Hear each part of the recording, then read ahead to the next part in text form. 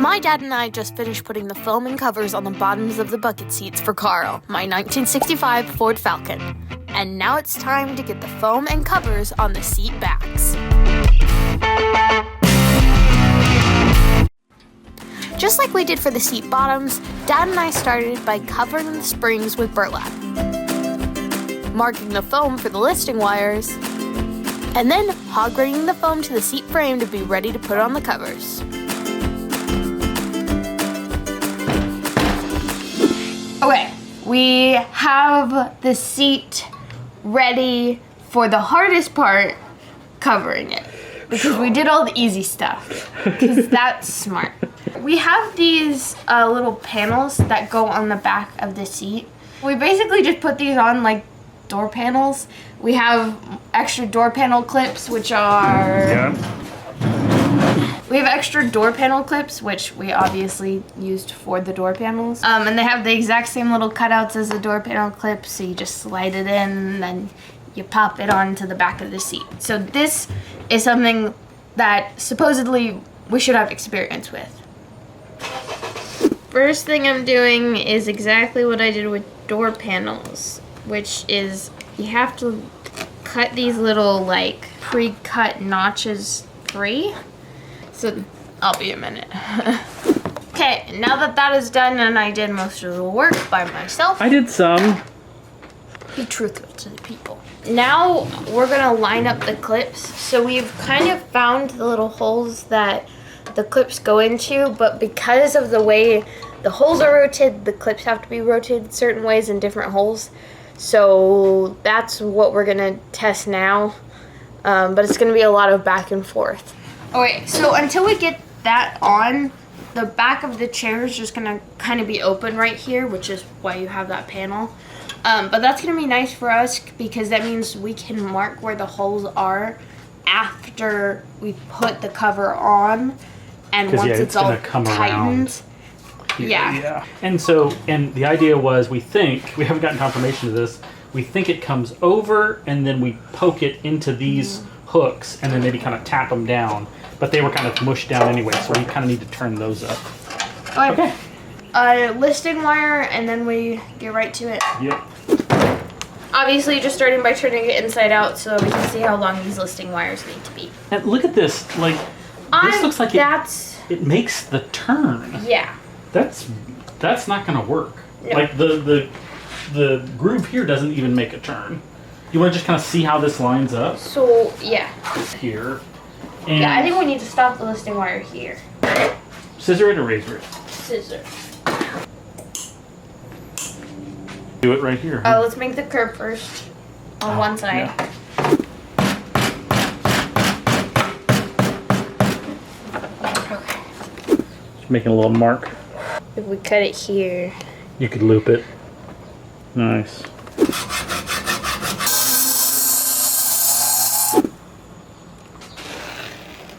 Hey, that looks pretty good. That's where we cut it.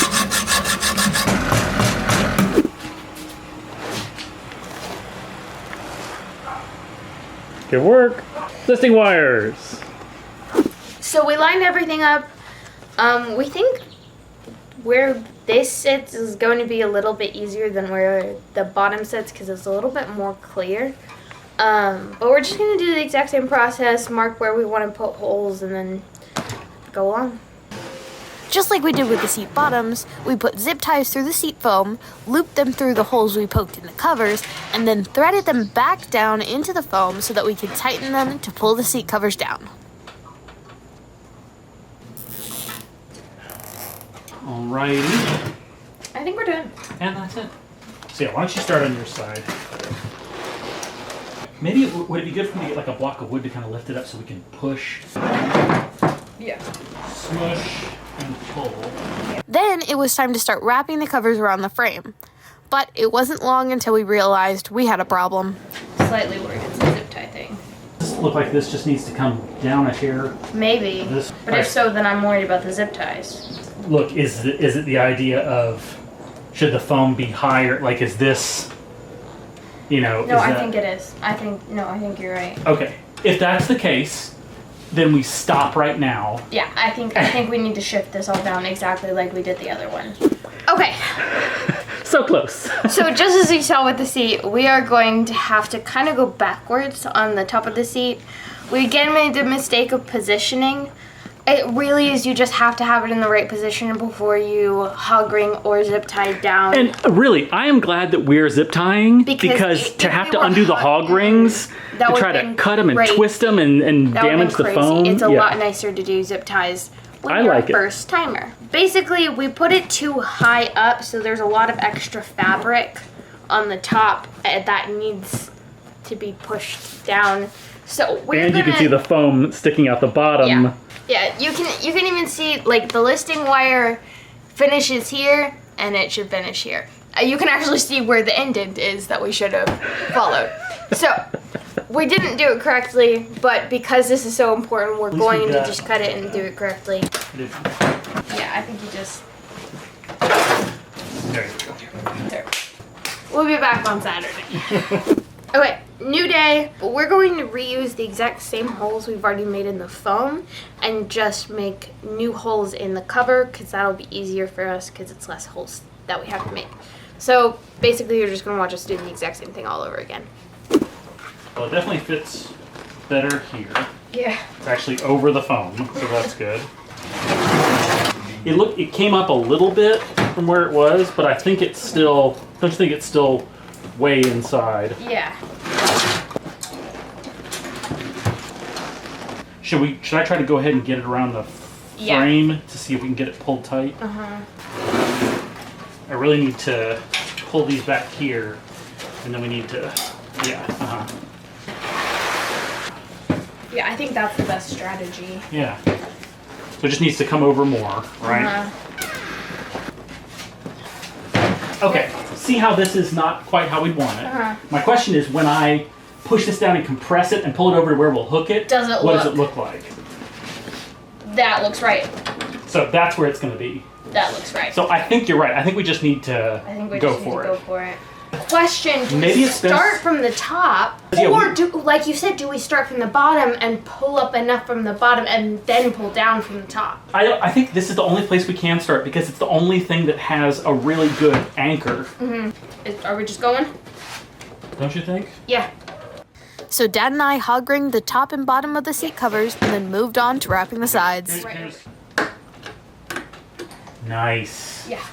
Okay, so I'm going to kind of, why don't we make this, why don't you kind of get a look here to see when this kind of gets to a good spot, because I can pull it pretty far. Like here. Yeah. So I should probably try to overshoot some. Overshoot it a lot. Because it's going to as much as possible, yeah. And then like that. And then let it hook.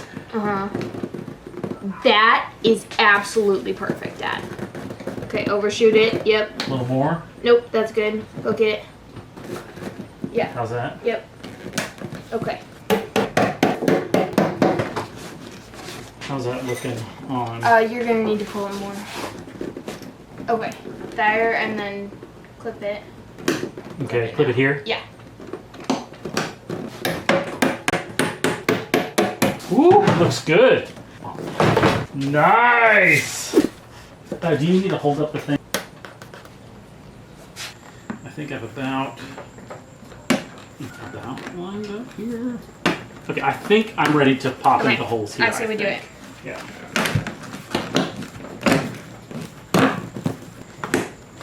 Wow, look at the finish that gives that. Wow. That looks crazy clean. That does. It covers up everything down here, which I'm really happy All about. All of our sins down there. That looks so great. Okay, this is not the perfect wrap chair. When is anything we do ever perfect? But that's what I was going to say. It looks really good, though. That looks really good. Okay, this was the easiest part. Wrapping a chair is not easy.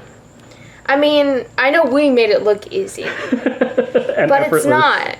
I know you may have watched this video and been like, wow, that looks like it took him about 30 minutes. And it did. Not 4 days. Not 4 days. This looks really good. I'm really proud of us. We've been waiting for this for years. So now we do we'll set them up so that it looks like they're all together and it looks like we completed the seat. I think that's what we do now. Love it. Ah! I want to sit on it so bad. It looks so good. It looks really... You can't see them all of our problems. They're all covered. That's really, really nice. Is it perfect? No. But it's pretty dang good. Yeah. Nice! Overall, the bucket seats look amazing. Are they perfect? No, but what in this project that we have done is. For me, I know that we put hard work into it and that this was the first time for us ever trying something like this. And I think it looks great. So what I'm taking out of the garage is that perfection is overrated.